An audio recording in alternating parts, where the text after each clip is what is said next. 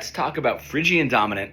It is the dominant driver in a harmonic minor, the fifth mode of harmonic minor. And what's really nice is instead of being in a natural minor, if I have my 5 chord, if I'm here in D, harmonic minor, A would be my 5 chord. I get that tritone, right, of my 4 and 7, that 7 up to the tonic, right, and that 4 down to my flat 3, giving me the dominant movement and my resolve into my 1 minor. What's really cool is I have another tritone here, and that's going to be the flat 9 of my dominant chord, right there.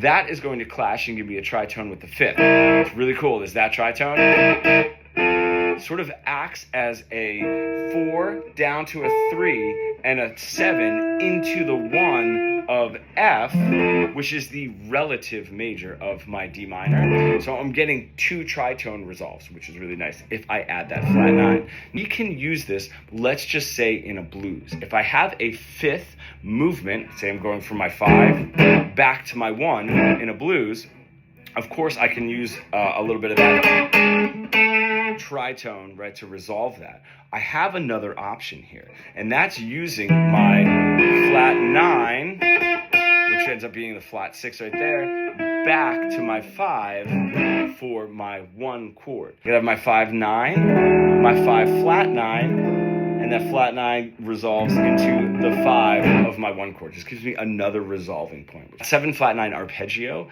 by using stacked minor thirds, right? I'm going to start on the flat 7 of that chord, okay, of my 5 chord, my E7 here. And I'm going to do flat 7, flat 9, and then the next minor third is going to be 3, 5, and then again, flat 7, flat 9, 3, 5, and that'll give me a nice resolve back to my 1. I'm either going to end on the 7 or the 2 of my A. If I decide to stop there, that ends up being that flat 6 back into the 5 for my 1 chord, and that's where we get right there. So a bunch of different ways that you can use it. One last little trick that I love, if you're doing that arpeggio and moving that up. First off, I love an arpeggio without a root note, which that does not have. It's just flat 7, flat 9, 3, 5, flat 7, flat 9, 3, 5, of my E7.